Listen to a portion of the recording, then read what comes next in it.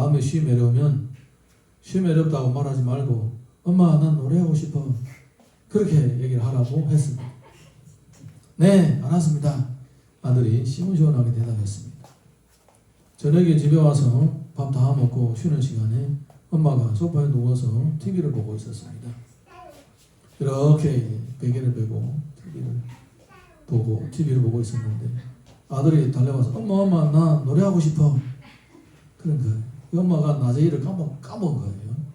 그래서 노래 무슨 밤중에 노래야. 네가 노래하면 엄마 TV 보는데 방해가 돼. 그랬더니 아니 엄마 난 노래하고 싶어. 난 노래하고 싶어. 달래 자꾸 그 얘기를 하니까 엄마가 달래느라고 아 그래 그러면 내 귀 속에다 대고 조용하게 노래해. 그랬대요. 그 결과 여러분 다 아시죠? 예.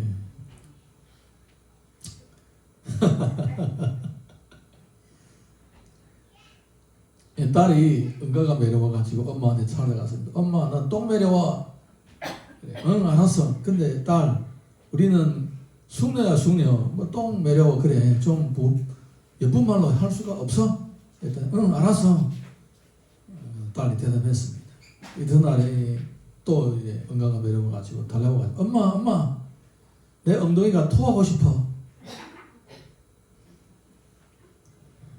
내 엉덩이가 토하고 싶어. 그랬대. 어린아이는 가르쳐준 대로 합니다. 근데 어른은 가르쳐준 대로 안 하고 하고 싶은 대로 합니다. 그게 차이입니다.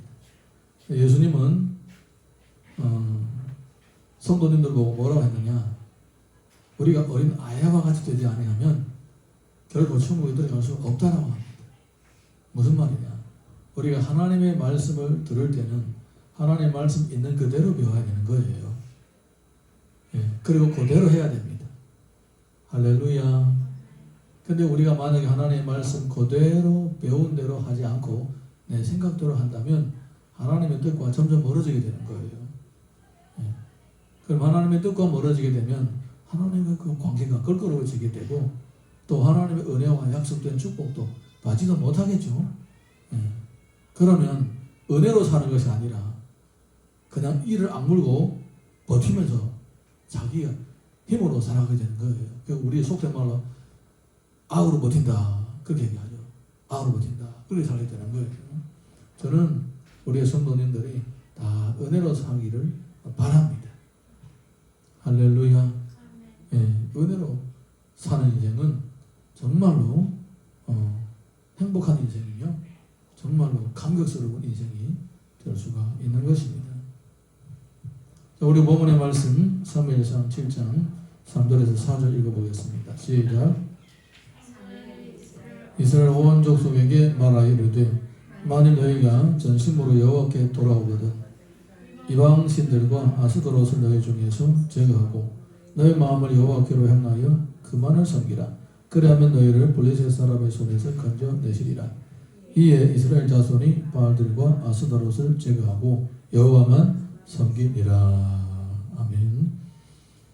사무엘은 이스라엘에게 하나님께로 돌아오는 법을 가르쳐주고 있습니다. 이스라엘 백성들은요 한 400년 동안 자기들은 나름대로 하나님을 경외한다고 했습니다. 그런데 사사기 기록을 보게 되면 이런 문구가 자주 나옵니다. 그들이 자기의 소원대로 행했더라. 자기의 소원대로 행했더라. 자기가 원하는 대로 행했더라. 그 말입니다. 자기가 하고 싶은 대로 했다라는 겁니다. 하나님께서 이렇게 하면 이것이 하나님을 섬기는 것이다라고 말씀으로 가르쳐 주셨는데도 말씀이 가르쳐 준 대로 하지 않고 자기의 소원대로 했다라는 겁니다. 네, 자기의 소원대로.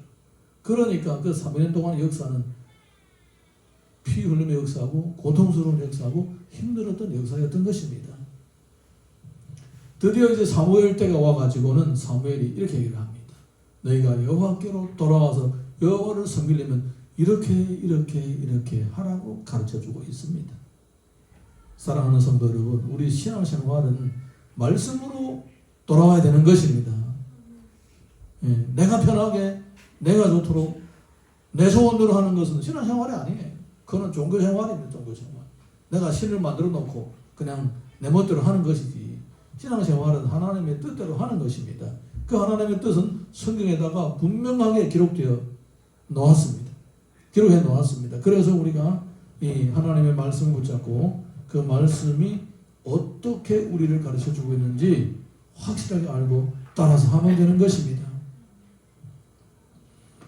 여호수아서 24장 14절 보게 되면 이런 내용이 있습니다. 같이 읽어봅니다. 시작. 그러므로 이제는 여호와를 경외하며 온전함과 진실함으로 그를 섬기라. 너희의 조상들이 강 저쪽과 애굽에서 섬기던 신들을 치워버리고 여호와만 섬기라. 우리 성경을 보게 되면 믿음의 선조, 믿음의 선배였던 여호수아도 이스라엘 백성들을 가르칠 때에 이렇게 하는 것이 바로 여호와를 제대로 섬기는 것이다. 이스라엘 백성들을 가르쳐주고 있었던 것입니다. 여러분, 믿음의 생활도 제대로 배워야 제대로 할 수 있는 것입니다. 네, 바로 배워야 바로 할 수가 있습니다. 어떻게 하면 바로 배울 수가 있느냐? 말씀으로 돌아가야 되는 거예요. 할렐루야. 예. 이 성경의 말씀이 우리에게 구원의 진리를 가르쳐주고 있고 우리들에게 삶의 지혜를 가르쳐주고 있고 우리들이 복받는 길을 가르쳐주고 있는 것입니다. 예. 우리 인생 가운데 성경만큼 좋은 책은 어느 시절도 찾아볼 수가 없습니다. 저는 참 요즘에 걱정스러운 것이 있습니다. 우리가 스마트폰이라든가 스마트패드라든가 컴퓨터라든가 이런 것이 보급이 돼가지고 저도 마찬가지로 다닐 때에 성경도 안 가지고 다니면 이거 하나 가지고 다니면 뭐 이게 하나가 다 있습니다. 성경도 있고 찬송가도 있고 찬양도 있고 수시로 인터넷으로 검색할 수 있고 뭐 예전에는 뭐 찬양 찬미 이천 이런 게 있는데 이만큼 두꺼웠어요. 가지고 다닐 수가 없어요. 근데 지금은 필요도 없습니다. 그런데 일단 배터리가 나가면 아무것도 못합니다. 배터리가 나가는 순간 아무것도 못합니다. 그리고 제가 TV 동영상 하나를 봤는데 이 책은 이제 놔두면 환경이 좋고 이러면 100년, 500년, 1000년도 간다고 합니다. 그런데 이 스마트패드라든가 스마트폰 안에 있는 데이터는요 100년만 놔두면 저절로 사라진다고 합니다. 예를 들어서 어느 날에 우리가 스마트폰도 다 보급되고 스마트패드도 다 보급되고 이제 뭐 성경 필요도 없다. 이 종이 낭비다. 이 산에서 나무를 찍어다가 환경도 오염시키고 이 종이 낭비다. 이제는 종이 성경 찍지 말자. 그냥 다 데이터로 저장해놓고 보자. 그러면요 어느 날에 만약에 뭐 이 세상에서 뭐 천주개벽이 일어나가 전쟁이 일어나가지고 그냥 그런 일이 생겼다. 그러면 100년 지나면 성경이 없어지는 거예요. 100년 지나면. 그래서 이런 생각으로 제가 이제 우리 종이 성경으로 다시 돌아가야 되겠다 이런 생각도 합니다. 최소한 종이 성경을 가지고는 있어야 되겠다 이런 생각을 하게 되는 거예요. 여러분 옛날에는요 뭐 100년 200년 필요도 없습니다. 그냥 한 6, 70년 전에 우리의 할아버지 때에만 해도요 그분들이 신앙을 어떻게 지켰느냐. 중국에서 문화혁명 때에 성경만 가지고 있어도 감옥에 갔습니다. 그래서 그분들이요 그 당시에 비닐도 아니고 유부라고 그럽니다. 유부. 천에다가 기름을 이렇게 발라가지고 쩔게 만들어서 물이 안 스며들게 하는 그런 유부를 가지고 성경을 싸가지고 땅에다 파묻어 놓은 거예요. 그 성경을 제가 직접 선물로 하나 받은 적이 있습니다. 일인 성경이 아니고 전부 다 한글 중간중간에 이제 한자 전부 다 한자 중간중간에 한글 하나씩 있고 그리고 말도 이런 말이 아니에요. 꽤나 어려운 말. 그 성경을 찍은 연도를 보니까 1912년인가 13년 그때 찍었더라고요. 저희 아버님이 그걸 남한테 선물 줘버렸어요. 제가 어디 갔다 오니까 없어져버렸어요. 아까운 성경. 우리의 선조들은 이 말씀의 소중함을 알고 이것을 지키려고 그렇게 애를 썼던 거예요. 뭐 수백 년도 아니에요. 불과 몇십 년 전만 해도 그렇게 하나님 말씀의 소중함을 알고 이 말씀이 없으면 안 된다는 걸 알고 있었던 거예요. 여러분 이 말씀의 소중함을 반드시 체험할 수 있기를 주님의 이름으로 축복합니다.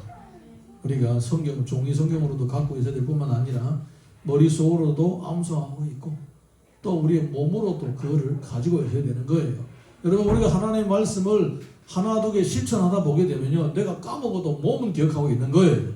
그래서 뭐 갑작스러운 일이 생길 때에 생각도 나기 전에 몸으로 반응하는 순간이 올 때에 말씀을 따라 반응하게 되어 있는 거예요. 근데 평소에 말씀을 살지 않은 사람들은, 말씀대로 살지 않는 사람, 내 생각대로 사는 사람은 위기의 순간에 무의식적으로 반응할 때에 말씀을 따라 반응하지 않고 자기 옛날에 몸에 배어있던 지속적인 그 생활의 습관에 따라서 반응하게 되어 있는 거예요. 그래서 여러분, 사무엘도 여호수아도 항상 백성들에게 이 성경의 기록을 따라서 하나님을 선견하고 가르쳐주고 있었던 것입니다. 자, 우리 이어서 사무엘상 7장 5절에서 6절 읽어봅니다. 시작. 사무엘이 이르되 온 이스라엘은 미스바로 모이라. 내가 너희를 위하여 여호와께 기도하리라 하며 그들이 미스바에 모여 물을 기르러 여호와 앞에 붓고 그날 종일 금식하고 거기서 이르되 우리가 여호와께 범죄하였나이다 하니라. 사무엘이 미스바에서 이스라엘 자손을 다스리니라. 사무엘은요, 미스바에서 이스라엘을 모아놓고 그들을 위해서 기도를 했습니다. 사무엘이 기도하고 싶으면 혼자서 골방에서 혼자 기도하든지 말든지 하지, 뭘 온 이스라엘 백성들을 수십만 명 모아놓고 기도하느냐. 안 그래요? 맞죠? 바쁜 사람 불러놓고 나는 기도하고 싶은 마음도 없는데 당신이 우리를 위해 기도하고 싶으면 뭐 우리 교회 담임 목사님 혼자 맨날 기도하는 것처럼 그렇게 기도하면 되지. 뭐 나까지 불러놓고 기도하냐, 이렇게 생각할 수도 있어요. 그런데요, 사무엘은 그렇게 하지 않았습니다. 내가 기도하는데 여러분 다 모이라고 그러니까. 내가 기도하는데. 이 말은 무슨 말입니까? 이 기도는 나 혼자만 할 일이 아니고 여러분들도 같이 기도해야 된다는 거예요. 이스라엘 백성들이 지금 너희들이 지금 가만히 있을 때가 아니다. 너희들도 기도해야 된다. 그 뜻으로 모아놓은 거예요. 여러분, 기도는 하나님의 은혜 가운데서 살기를 원하는 모든 사람이 마땅히 해야 되는 것입니다. 아멘입니까? 네. 사무엘이 이스라엘 백성들 모아놓고 기도할 때에 그냥 기도하지 않았습니다. 금식하면서 기도했습니다. 이거는 뭘 의미하는 것입니까? 신앙의 각성을 의미하는 거예요. 각성을 의미하는 거예요. 우리가 에스라 10장 1절 보게 되면 이런 기록이 있습니다. 우리 같이 읽습니다. 시작. 에스라가 하나님의 성전 앞에 엎드려 울며 기도하여 죄를 자복할 때에 많은 백성이 크게 통곡하며 이스라엘 중에서 백성의 남녀와 어린 아이의 큰 무리가 그 앞에 모인지라. 우리가 다른 성경을 보게 되면 성경의 다른 기록이라고 해야 되겠죠. 성경의 다른 기록을 보게 되면 에스라가 하나님 앞에 기도할 때에 많은 백성들이 모여서 함께 기도하고 함께 통회를 했다라고 합니다. 그들은 하나님 앞에 회개하고 그리고 은혜를 간구했습니다. 기도 생활은 경건한 자의 삶 가운데 필수적인 것입니다. 우리를 가르쳤던 선생님들은 기도는 우리의 영적인 호흡이라고 가르쳐줬습니다. 호흡을 하지 않는 사람은 죽은 사람입니다. 당장 죽진 않아도 조금 있으면 죽게 됩니다. 저절로 호흡을 못하는 사람은 요즘에는 죽지 않죠. 산소를 끼워놓으면 안 죽습니다. 기계가 계속 숨을 들여놓고 빼놓고 이러면 안 죽습니다. 몇 년이라도 갑니다. 몇 년이라도 갑니다. 안 죽어요. 근데 뭐 죽으나 상관 똑같죠. 네. 실제로 그런 사람을 봤습니다. 지금 의학적으로는 안 죽었다는 거예요. 묘사하지 않았다는 거예요. 너 뇌가 죽으면 죽는 건데 안 죽었다는 겁니다. 근데 우리는 보기 이미 사람 죽은 거예요. 기계를 가지고 돌려서 숨을 쉬게 하고 뇌가 살아있도록 만드는 거예요. 여러분 성도인데 기도하지 않으면 뇌사 상태에 걸린 거예요. 누군가가 여러분을 위해 기도해야만 여러분이 하나님 은혜 가운데 살 수 있다면 그거는 이미 자세 능력을 잃은 생명력을 잃은 성도인 거예요. 여러분 지금 은혜 가운데서 살고 있는 것이 다른 사람의 기도하는 것 때문입니까? 여러분 기도도 하지 않는데 뭐 일이 잘 풀리고 그렇습니까? 그러면 이미 영적인 멸사 상태에 빠진 거예요. 빨리 잠자는 가운데서 깨어나시기를 주님 이름으로 축원합니다. 안 믿는 사람은 얻을 수가 없어요. 안 믿는 사람은. 예수님을 믿지 않는 사람은 어쩔 수 없이 우리가 그들을 위해 기도하고 그 영적인 호흡을 시켜줘서 살려내야 되는 거예요. 근데 이미 예수님을 믿는 우리는 이미 예수님의 영을 받은 사람이 아닙니까? 성령을 받은 사람이 아닙니까? 그러면 당연히 기도를 해야 되는 거 아닙니까? 여러분 명심하시기 바랍니다. 성경에는 그런 말이 없다고 그냥 강구하시면 안 됩니다. 기도는 영적인 호흡이라는 말 반드시 기억하시기 바랍니다. 예. 그래서 에스라가 기도했었고 또 우리 오늘 본문에 보게 되면 사무엘도 자기가 기도하겠다 해놓고는 온 이스라엘 백성들 전부 다 모아놓고 같이 기도를 했던 거예요. 신앙생활의 경건의 두 날개, 하나는 말씀이고 하나는 기도입니다. 믿습니까? 기도하고 말씀 이 두 개는 핵심 중의 핵심인 거예요. 이거는 기본이에요. 기본. 내 개인의 경건, 하나님과의 관계에 있어서 이 두 가지는 두 날개입니다. 두 날개입니다. 이 두 가지를 갖춘 성도가 경건한 성도로서 살아갈 수가 있고 현명한 성도로서 살아갈 수가 있는 거예요.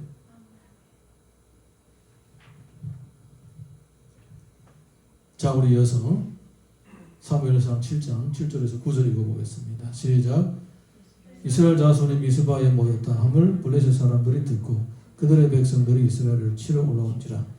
이스라엘 자손이 듣고 블레셋 사람들을 두려워하여 이스라엘 자손이 사무엘에게 이르되 당신은 우리를 위하여 우리 하나님 여호와께 쉬지 말고 부르짖어 우리를 블레셋 사람의 손에서 구원하시게 하소서 하니 사무엘이 젖먹는 어린 양 하나를 가져다가 온전한 번제를 여호와께 드리고 이스라엘을 위하여 여호와께 부르짖으며 여호와께서 응답하셨더라.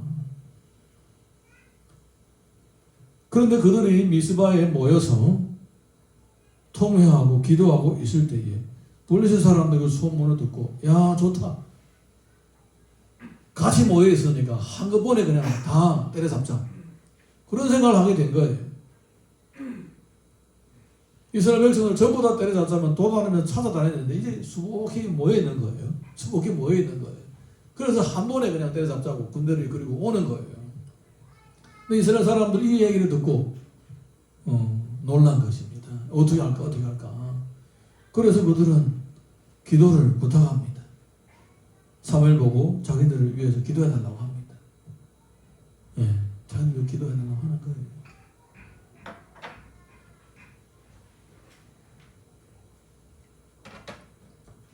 그런데 사무엘이 하나님께 기도했더니 성경을 보니까 이스라엘을 위하여 부르짖으며 여호와께서 응답하셨더라.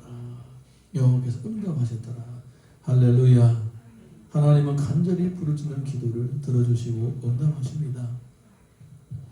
여러분 정말로 기도하는 것이 얼마나 중요한지 보여주고 있습니다. 엘리 사사 일대에 블레셋 사람들이 오니까 나가서 싸웠는데 패배했습니다.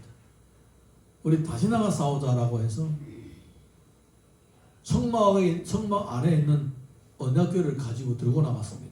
이 언약궤가 같이 나가면 우리가 저 블레셋 사람을 이길 것이다라고 생각하고 이 언약궤를 가지고 나갔는데 그 결과 또 패배를 한 거예요. 그들은 그때부터 생각을 바꾼 거예요. 이 언약궤를 가지고 있어도 안 되는구나. 그러면 어떻게 하면 하나님 우리를 위해서 싸워주실 수가 있을까? 그들은 이제 깨달은 거예요. 이제 깨달은 거예요. 이 언약궤가 중요한 것이 아니라 우리 자신이 하나님의 언약궤구나. 그거를 깨달은 거예요. 우리가 하나님을 경외하고 주님의 뜻대로 살아야만이 주님이 우리와 함께 하시고 우리 위해서 싸워주시는구나. 그것을 깨달은 거예요. 그래서 그들은 우리가 나가서 싸울 테니까 당신은 우리 위해서 기도해 주십시오. 그렇게 부탁을 한 것입니다. 그들은 이렇게 패배에 뼈저린 아픔을 겪으면서 기도의 자리로 말씀의 자리로 돌아와야 된다고 경험을 얻은 것입니다. 여러분 우리는 굳이 그렇게 해야 되겠습니까? 굳이 그렇게 인생에 처참한 패배를 겪고 나서야만이 아유 하나님 말씀을 따라야 되겠다라고 그렇게 깨달아야 되겠습니까? 하나님의 말씀을 읽으면서 들으면서 깨닫는 사람이 복 있는 사람이에요. 예. 그러면 그렇게 만약에 우리가 말씀을 읽고 듣고 깨달아서 실천한다면 인생의 많은 세월들을 아낄 수가 있는 거예요. 다른 사람이 고통을 당하면서 얻은 경험을 우리가 똑같게 안 당해도 알 수가 있고 그것을 피할 수가 있고 예방할 수가 있는 것입니다. 이 사람들은 뼈아픈 경험을 통해서 얻어진 교훈입니다. 말씀의 자리로 기도의 자리로 돌아가야 되겠구나 한 거예요. 출애굽기 17장 10절에서 12절 보겠습니다. 시작. 여호수아가 모세의 말대로 향하여 아말렉과 싸우고 모세와 아론과 훌은 산 꼭대기에 올라가서 모세가 손을 들면 이스라엘이 이기고 손을 내리면 아말렉이 이기더니 모세의 팔이 피곤함에 그들이 돌을 가져다가 모세 아래 놓아 그가 그 위에 앉게 하고 아론과 훌이 한 사람을 이쪽에서 한 사람은 저쪽에서 모세의 손을 붙들어 올렸더니 그 손이 해가 지도록 내려오지 아니한지라. 이 사건이 정말 성경에서 유명한 사건이죠. 아말렉하고 이스라엘이 싸우는데 아말렉은 항상 싸움을 했던 민족이고 이스라엘 백성들은 맨날 농사만 하던 건축만 하던 농민공이 농민공 쉽게 말하는 이런 사람들이에요. 언제 뭐 사람을 죽여본 적이 있습니까? 언제 뭐 싸워본 적이 있습니까? 그런데 이 아말렉 너는 사람을 죽이고 물건을 빼앗는 것을 일삼는 아말렉 사람을 만난 거예요. 쉽게 말하면 싸움꾼하고 농사꾼이 만난 거예요. 깡패하고 농사꾼이 만난 거예요. 그 둘이 싸우면 누가 이기겠습니까? 그런데 모세가 산에서 손을 들고 기도하니까 이 농민공이 이 조폭들을 이기는 거예요. 할렐루야. 예. 이게 바로 성경에서 우리들에게 보여주는 기적인 거예요. 기도하면 기적은 일어난다. 할렐루야.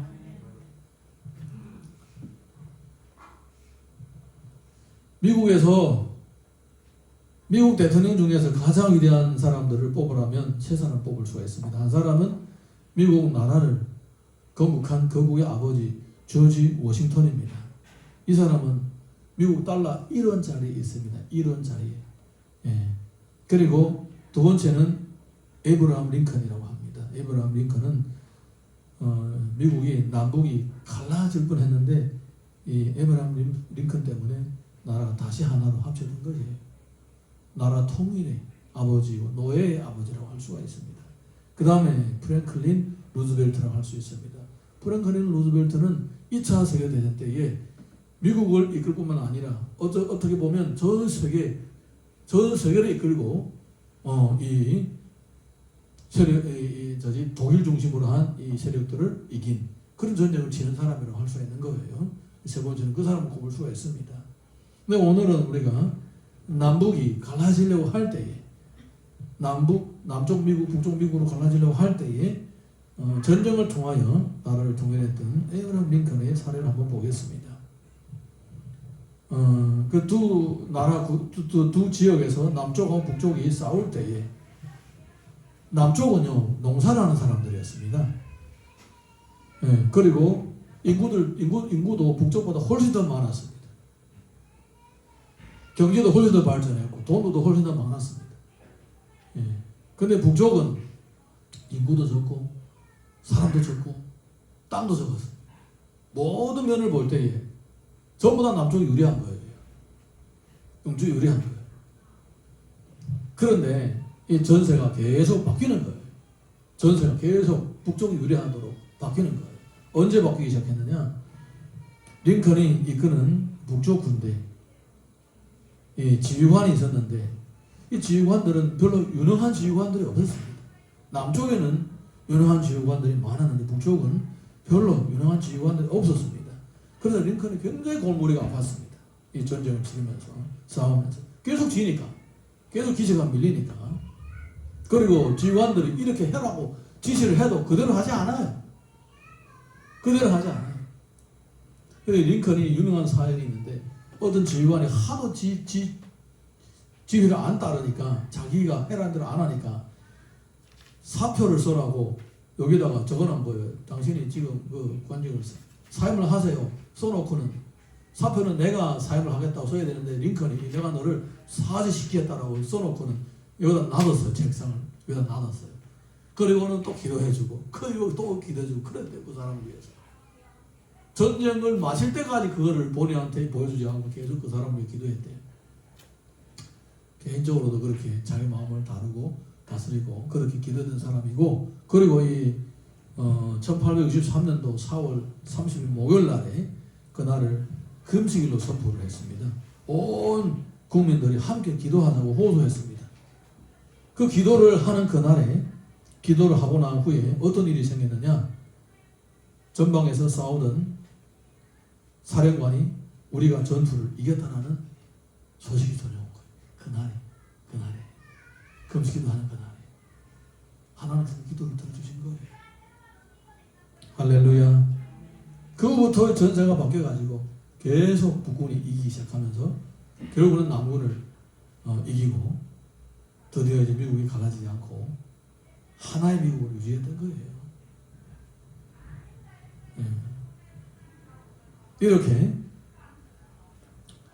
기도하는 한 사람이 중요하고 또 사람들이 마음을 같이 하고 함께 기도하는 것이 이렇게 중요한 거예요.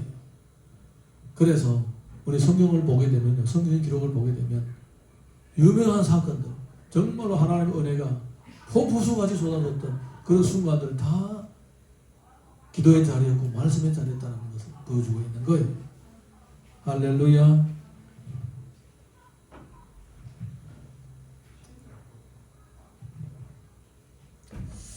자, 우리 이어서 사무엘상 7장 10절에서 12절 읽어보겠습니다. 시작.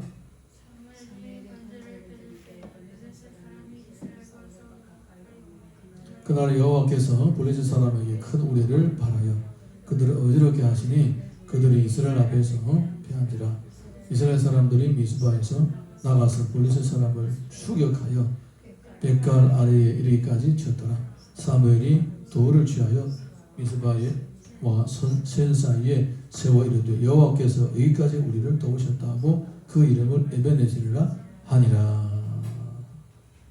하나님께서 사무엘의 기도를 들어주시고 직접 그 전쟁터에 개입하셔서 우레 소리가 들려지게 하고 이 블레셋 사람들을 어지럽게 하심으로 이스라엘 사람들이 승리를 얻게 된 것입니다. 한 번 패배한 것도 아니고 두 번이나 패배했는데 그 패배의 트라우마를 이기고 반전을 일어난 것입니다. 전적으로 하나님의 은혜입니다. 신명기 28장 7절 한번 보겠습니다. 시작. 여호와께서 너희 대적을 위하여 일어난 적군들을 내 앞에서 패하게 하시리라. 그들이 한 길로 너희를 치러 왔다가 내 앞에서 7길로 도망하리라. 하나님은요, 하나님을 의지하고 주의 뜻대로 살고자 하는 자들의 편을 들어주시는 것입니다. 적군들이 치러 들어왔다가 7길로 도망간다고 말씀하신 것입니다. 이렇게 하나님께서는 기세등등한 악한 자들을 다 때려 부수겠다고 말씀하신 것입니다. 하나님의 약속을 믿으시기 바랍니다. 여러분, 우리가 만약에 말씀과 기도의 두 날개를 펼치고 이 땅에서 살아간다면 하나님이 우리를 위해서 싸워주시는 거예요. 기억하시기 바랍니다. 성경에서는 독수리라든가 또 비둘기 같은 거 이런 새들에 대해서 얘기들이 많이 나옵니다. 너의 세월이, 너의 청춘이 독수리가 날아갔듯이 그렇게 한다, 이렇게 말씀도 하고 있습니다. 무슨 뜻입니까? 독수리는 날개를 펼 때 바람의 힘을 타고 날아가는 거예요. 땅을 기어다니는 짐승은 다리의 힘을 의지해서 걸어다니지만 독수리는 날개의 힘으로, 바람의 힘으로 가는 거예요. 날개가 쫙 펼쳐가지고 바람의 힘을 타고 가는 거예요. 자기 힘이 아닌 거예요. 슬렁슬렁 져서도 가는 거예요. 신앙생활을 그렇게 하자는 겁니다. 신앙생활을 말씀과 기도의 두 날개를 펼치고 성령의 바람을 타고 주님의 힘으로 살아가더라는 것입니다. 여러분, 이스라엘이 만약에 자기들의 힘으로 살아갔다면 망한 지 벌써 수천 년 전에 되었던 거예요. 처음에 벌써 망했습니다. 아마 그들이 성령 힘으로 살지 않고 하나님 힘으로 살지 않았다면 아예 처음부터 아브라함조차도 없었을 거예요. 아마. 아브라함 자신이 말씀과 기도의 사람이었습니다. 그래서 그는 빈털터리로 나왔다가 믿음의 조상이 된 것이고 그의 아들, 그의 손자 이어서 나중에 큰 민족을 이루던 겁니다. 다 말씀과 기도로 살아갔던 것입니다. 할렐루야. 그리고 그들의 발자취를 이어갔던 모든 믿음의 사람들이 전부 다 그렇게 살았던 거예요. 지금 뭐 코로나 시기 때문에 어렵다라고 얘기도 합니다. 그리고 이후에도 아마 우리가 겪어야 될 많은 일들은 지금 겪는 일보다 훨씬 더 어렵고 힘든 일들이 일 것입니다. 그럼에도 불구하고 우리가 소망 가운데서 담대하게 이 장차 다가올 일들을 맞이할 수 있는 것은 내 힘으로 사는 것이 아니라 주님의 힘으로 살기 때문입니다. 꼭 기억하시기 바랍니다. 자, 우리 이어서 사무엘상 7장 15절 마지막 말씀 한번 보겠습니다. 중간에 빼는가요? 네, 빼놨고 13절 14절 시작. 블레셋 사람들이 굴박하여 다시는 이스라엘 지역 안에 들어오지 못하였으며 여호와의 손이 사무엘이 사는 날 동안에 블레셋 사람들을 막으심에 블레셋 사람들이 이스라엘에게서 빼앗았던 성읍을 에글론에서부터 가드까지 이스라엘에게 회복되니 이스라엘이 그 사방 지역을 블레셋 사람들의 손에서 도로 찾았고 그 또 이스라엘과 아모리 사람 사이에 평화가 있더라. 하나님은 사무엘이 사는 날 동안 이스라엘을 지켜주셨습니다. 그러니까 이 말씀과 기도로 사는 사람들이 있는 한 하나님은 그 사람들을 통하여 그 공동체에 복을 주시는 것입니다. 여러분이 만약에 말씀과 기도의 삶을 산다면 여러분이 속해 있는 가정을 하나님께서 복 주시고 지켜주실 것입니다. 만약에 우리 교회 성도님들이 말씀과 기도의 사람으로 살아간다면 하나님께서 우리 교회를 지켜주실 뿐만 아니라 이 교회가 자리 잡고 있는 이 지역조차도 하나님께서 다 똑같게 복을 주실 것입니다. 하나님이 왜 우리 교회를 대림동에다 세우겠습니까? 여러분, 대림동은요 영적으로 굉장히 어지럽고 더럽고 추악한 곳입니다. 안 믿는 사람들도 대림동 오기 싫어합니다. 믿는 사람들은요 더 싫어하고요. 그리고 대림동의 교회들 보십시오. 점점 많아지고 있습니다. 적어지고 있습니까? 점점 적어지고 있습니다. 우리가 들어올 때만 해도 교회들이 꽤나 많았는데 지금 보니까 몇 개 안 남았어요. 3동도 2동도 1동 보십시오. 문 닫는 교회가 한두 개 아니고 이상한 교회가 한두 개 아닙니다. 우리 올 때만 해도요. 요 맞은편에 건물이 교회였어요. 맞은편에. 요 부동산 위에 건물이. 그리고 저쪽에도 신학교 하는 곳도 하나 있었어요. 다 갔어요. 그리고 또 우리 건물을 찾으면서 돌아다녀 봤는데 어떤 주택, 목사님이 그 주택을 샀는지 3층인가? 위에는 본인이 살고 그 다음에 중간에는 예배당하고 밑에는 세내고 그렇게 있더라고요. 지금은 보니까 없더라고요. 다 가는 거예요. 동포교회도 한때는 우리가 들어올 때 많아졌는데 다 가버렸어요. 지금 몇 개 안 남았어요. 그런데 하나님께서 우리 교회를 여기다 세우는 목적은 전 처음부터 알고 있었습니다. 이 대림동을 위해 기도하라고, 대림동의 이 영적인 상태를 파악하고 하나님 나라 임하게 기도하라고 우리를 여기다 보내신 거예요. 우리가 만약에 말씀의 사람으로 기도의 사람으로 살면 하나님께서 이 대림동을 바꿔주실 것입니다. 할렐루야. 자, 우리 사무엘상 7장 15절에서 17절 말씀 보겠습니다. 시작. 사무엘이 사는 날 동안에 이스라엘을 다스렸으되 나라가 여호와 교회가 미스바에 있으며 그 모든 곳에서 이스라엘이 다스렸고 그 나라가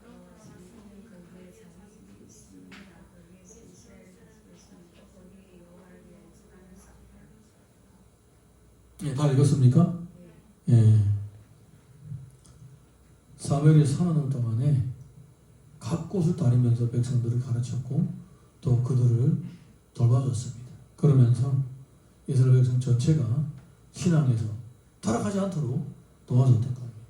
그래서 사무엘의 이 부지런한 신앙생활로 인해서 부지런한 가르침과 기도를 인해서 이스라엘 백성들이 평안했던 것입니다. 여러분, 우리가 바로 이 시대에 사무엘처럼 말씀의 사람으로, 기도의 사람으로 살아야 되는 것입니다. 예, 오늘 우리 받은 말씀을 또 붙잡고 실천하기 위해서 우리 자리에 다 일어나셔서 찬양 하나 부르고 같이 기도하겠습니다.